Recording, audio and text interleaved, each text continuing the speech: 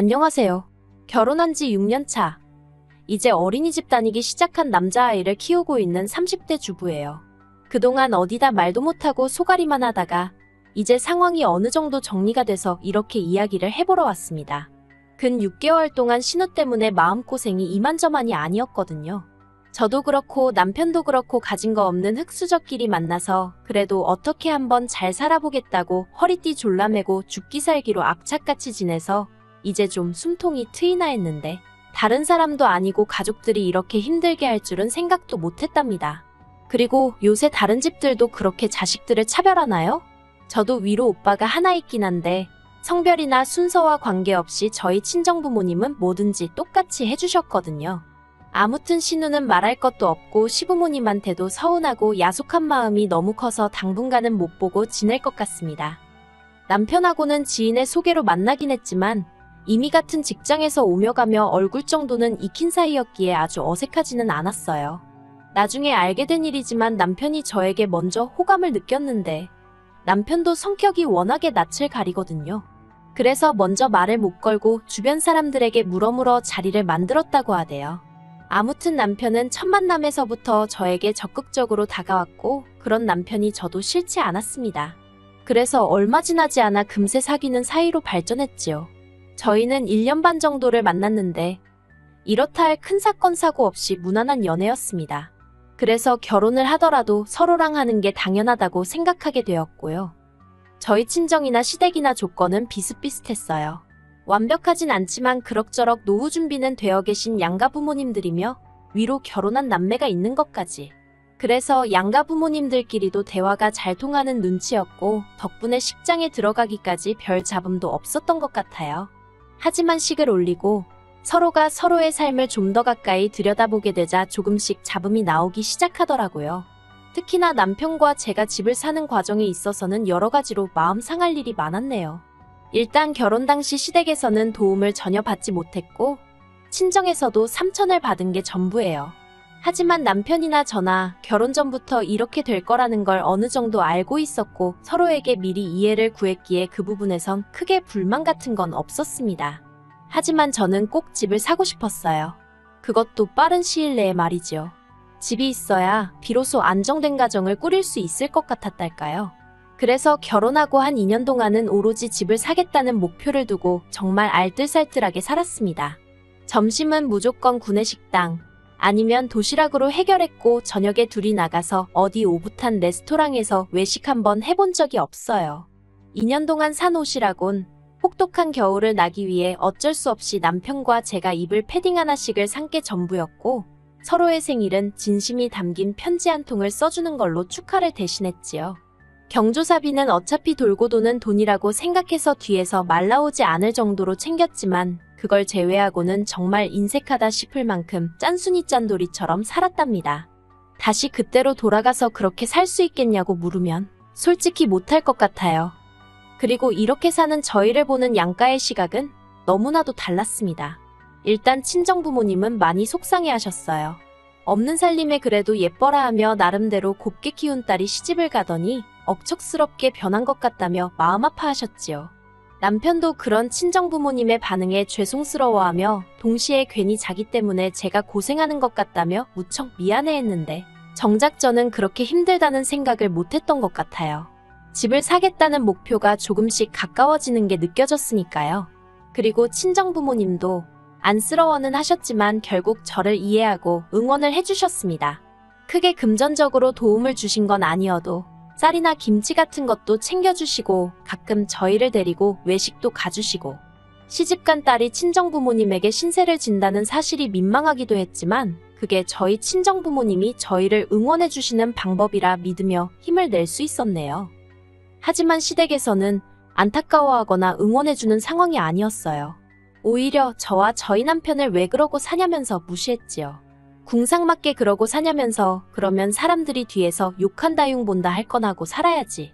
물론 시댁 식구들 말이 완전히 틀렸다곤 생각하지 않아요. 분명히 그렇게 이러쿵저러쿵 씹어대는 사람들도 있었겠지요. 하지만 제가 확신했던 건 그런 사람들이 저희 부부의 인생을 책임져 주진 않는다는 거였어요. 그래서 아무리 시부모님이 짜증을 내시고 신우가 빈정거려도 웃고 넘길 수 있었습니다. 오히려 휴가 때마다 해외로 나가고 뭐 10만 원짜리 뷔페를 갔네, 12개월 할부로 명품백을 샀네 하는 신우가 신기하게 느껴졌달까요. 말이 나와서 말이지만 제가 남의 집 사정을 말하는 게 그렇긴 한데 저희 신우는 전업주부였고 심해부는 외벌이를 하고 있었거든요. 그렇다고 사업을 하는 것도 아니고 그냥 중견기업에 다니는 평범한 직장인으로요. 그래서 심해부 혼자 벌어서 어떻게 저게 다 감당이 될까 궁금하기도 했어요. 아무튼 마침내 목표한 시기보다는 조금 늦어졌지만 그래도 3년 만에 저희 명의로 된 30평대 아파트를 사게 되었습니다. 비록 대출도 많이 받았지만 얼마나 기쁘던지. 회사에서도 멀지 않고 무엇보다 어린이집부터 시작해서 중학교까지 이미 다 있는 동네라서 이제 앞으로 애만 낳아서 잘 키우면 만사형통이겠구나 싶었지요. 그리고 이사를 하고 얼마 지나지 않아 저는 제가 임신을 했다는 걸 알게 되었습니다. 이제는 좋은 일만 생기는구나 싶어서 정말 매일 어디다 자랑이라도 하고 싶은 기분이었달까요. 그런데 저희의 행복이 누군가에겐 가정불화의 씨앗이 되었던 모양입니다. 하루는 어머님이 저희 부부를 부르셔서는 너무 그렇게 즐거워하는 티를 내지 말라는 이해할 수 없는 잔소리를 하셨거든요. 그리고 알고 보니 신우가 그렇게 저희를 부러워했답니다. 신우는 저희보다 5년이나 먼저 결혼을 했는데 여전히 월세와 전세를 전전하는 중이었거든요. 그리고 막말로 그게 저희 부부의 잘못도 아닌데 저희 부부가 왜 그런 신우의 눈치를 봐야 하는지 이해할 수가 없었네요. 하지만 이유가 어찌됐건 힘들다는 사람 속을 긁어서 뭐 좋을 게 있겠나 싶었습니다. 그래서 어머님 말씀대로 이후로 신우네와 만날 때면 최대한 말수를 아끼고 말 그대로 즐거운 티를 내지 않으려고 했어요. 심지어 신우 기분이 너무 안 좋아 보일 때면 제가 남편과 다퉜다는 식으로 거짓말을 하기도 했는데 그러면 저를 위로해주는 척을 하면서 얼마나 좋아하는지 그게 눈에 보이더라니까요. 그럴 때면 신우에게 미안하면서도 동시에 신우는 우리 부부가 잘 못 지내길 바라는 건가 싶어서 씁쓸한 마음을 감추기가 쉽지 않대요. 그리고 얼마 후 신우네도 마침내 집을 사게 되었다는 소식을 들었습니다. 그런데 저는 솔직히 축하해주기가 너무 힘들었어요. 왜냐하면 알고 보니 어머님 아버님이 어떻게 보면 두 분의 유일한 노후라고 볼 수 있는 살고 계신 아파트를 담보로 대출을 받아 신우네가 집 사는데 보태주셨다는 이야기를 들었으니까요. 결혼할 때 저희는 정말 단돈 500만 원도 안 해주셨는데 남편도 애써 티는 안 내려는 눈치였지만 씁쓸한 그 표정이 많은 걸 말해주더라고요. 그래도 언제까지 그 생각만 하면서 살 수는 없잖아요. 그래서 이내 잊어버릴 건 잊고 살자 그렇게 생각하고 저희는 저희대로 늘 그랬듯이 열심히 살았지요.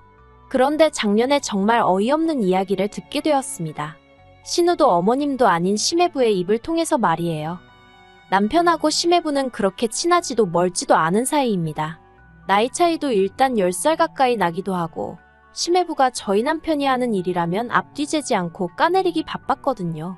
처음엔 그런 심해부가 이해가 안 돼서 얼마나 얄미웠는지 몰라요. 그런데 언젠가 심해부가 술에 잔뜩 취해서는 저희 남편더러 그러더랍니다. 신우가 부부싸움 할 때마다 심해부랑 저희 남편이랑 그렇게 비교를 하더래요.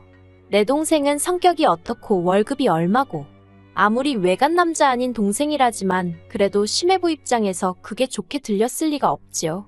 그래서 신우한테 동생 타령 좀 그만하라고 했더니 이제 질투할 사람이 없어서 처남을 질투하냐며 그걸로 또 어지간히 당했답니다. 그런 이야기를 하면서 심해부가 저희 남편더러 미안하다고 그런데 자꾸 신우가 했던 말이 생각이 나고 그러면 자기도 모르게 말이 세게 나간다고. 아무튼 그래도 그런 대화를 한번 나누고 나니까 둘의 사이가 어느 정도는 나아지긴 했어요. 그렇지만 여전히 가깝다고 보기엔 조금은 무리가 있었지요. 그런데 그런 심해부가 남편더러 할 말이 있다며 만나자고 했다더라고요. 생각보다 일찍 들어온 남편에게 심해부랑 무슨 이야기를 했냐고 물었어요. 그러자 남편이 황당하다는 듯이 신우가 이제 시조카가 초등학교에 들어가는데 집이 너무 작다면서 이사를 가자고 조른다며 하소연을 하더랍니다. 모아놓은 돈도 없는데 무조건 이사를 가자고 그런다고 죽겠다면서 아주 앓는 소리 죽는 소리를 해댄 모양이래요. 그래서 제가 남편더러 뭐라고 했냐니까 뭐라고 하나마나 해줄 말이 있어야 말이지. 그러면서 그냥 힘내라고 했다고 그러대요. 그래서 제가 행여나 이런저런 조언 같은 건 하지 말라고 이러나 저러나 어차피 좋은 소리는 못 들을 거라고 했더니 자기도 잘 안다면서 신경 쓰지 말라더군요. 그런데 그렇게 상황이 일단락되는 줄로만 알았는데 그 일이 있고 한 달쯤 지나서 시부모님이 저희 부부를 호출하셨습니다. 같이 밥이나 한 끼 하자면서 말이에요. 그런 일은 종종 있었기 때문에 알겠다 하고 별 생각 없이 시댁에 내려갔습니다. 그런데 그곳엔 신우와 시매부도 와 있었어요. 신우네 식구들도 부른다는 이야기는 없었기에 잠깐 당황했지만 어머님 아버님 입장에선 그쪽도 자식이니 한 번에 겸사겸사 보고 싶으셨을 수도 있겠다 싶어서 그러려니 했는데 이런저런 이야기를 나누며 밥을 먹고 있는데 어머님이 저더러 애도 아직 어린데 집이 너무 큰 거 아니냐는 말씀을 하셨습니다. 애가 없을 때 이미 계약한 집인데 좀 뜬금없다 싶었지만 애도 금방 클 거고 30평대가 그렇게 크지는 않아요 라고 대답했지요. 그런데 어머님은 뭔가 못마땅한 표정을 지으시더니 이내 그러지 말고 네 신우네랑 집을 한 2년 정도만 바꿔 살면 어떻겠냐 하셨습니다. 저는 순간 뭘 잘못 들었나 싶어서 제 귀를 의심했어요. 그래서 제가 뭐라고 반문을 하려는데 이미 벌써 남편이 그게 무슨 소리냐며 언성을 살짝 높이대요. 그래서 제가 상밑으로 남편 손을 꼭 잡으며 화내지 말라는 신호를 보냈습니다. 하지만 남편은 이미 조금씩 부들부들 떨고 있더라고요. 그런데 그런 사정을 눈치를 못 챈 건지 어머님과 신우가 번갈아가며 계속해서 자기들 집은 작아서 못 살겠는데 애는 이제 초등학교에 간다고. 요새 초등학생들은 친구 사귈 때 서로 무슨 아파트 사는지 몇 평에 사는지도 물어본다더라면서 그러지 말고 일단 한 2년만 바꿔 살아달랍니다. 적어도 시조카가 괜찮은 친구들을 좀 사귈 때까지만 어떻게 좀 안 되겠냐고요. 사실 신우네가 사는 아파트랑 저희 아파트가 차이가 좀 나기는 해요. 특히나 저희 아파트는 원래도 괜찮은 동네였는데 호재가 2개나 터지면서 집값이 많이 올랐지요.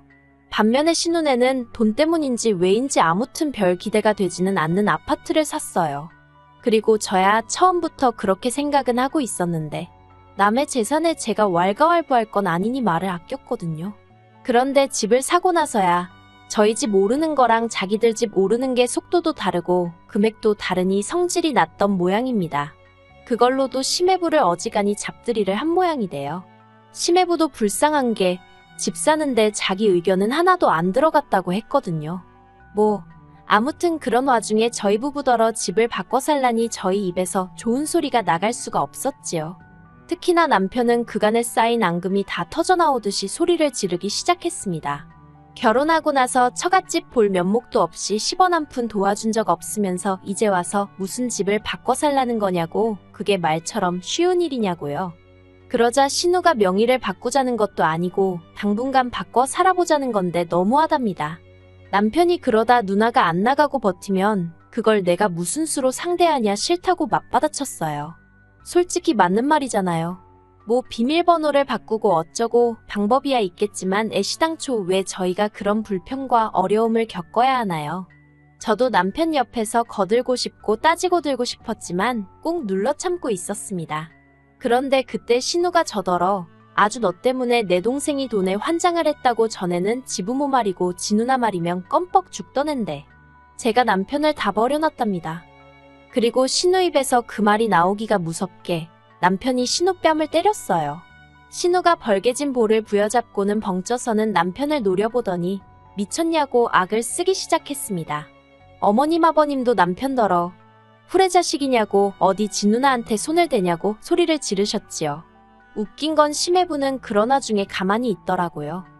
남편은 그런 시댁 식구들을 향해서 해준 거 없이 바라는 거 지겹지도 않냐며 저를 만나서 그나마 이만큼 해놓고 살게 되었지. 아니었으면 자기야말로 평생 어머님 아버님 생활비나 대주고 신우한테 뒤통수나 맞으며 살지 않았겠냐고 고래고래 소리를 질렀습니다. 그리고는 2번 다시 안 보고 살아도 된다면서 연락하지 말라고 그러더군요. 그러자 신우가 저희 남편더러 어떻게 피 한 방울 안 섞인 여자 때문에 혈육을 벌이냐고 울더라고요. 그까짓 집 좀 바꿔 살자고 했다고 이런다면서. 그런데 신우가 끝까지 잘못 생각한 게 집이 문제가 아니었던 거예요. 정말 문제는 어머님 아버님이 자식 둘을 놓고 또 차별을 보여주셨다는 거지요. 이후로도 계속 시부모님은 일방적으로 저희에게 연락을 해오셨습니다. 가족한테 그렇게 상처를 줘놓고 두 다리 뻗고 잠이 오냐? 네 누나가 불쌍하지도 않냐? 심지어 신우는 결국 심해부랑 이혼까지 하게 되었나 봐요. 심해부가 그날 어머님이랑 신우가 억지 쓰는 걸 보면서 그나마 애엄마라 참고 살았는데 이제 정말 있는 정 없는 정 다 떨어졌다며 이혼하자고 했다대요. 그리고 황당한 건 시부모님이 이제 혼자 된 신우 생활비를 저희더러 보태주랍니다. 저희 때문에 이렇게 된 거니까 진심으로 사죄하는 마음으로 그렇게 해주라나요.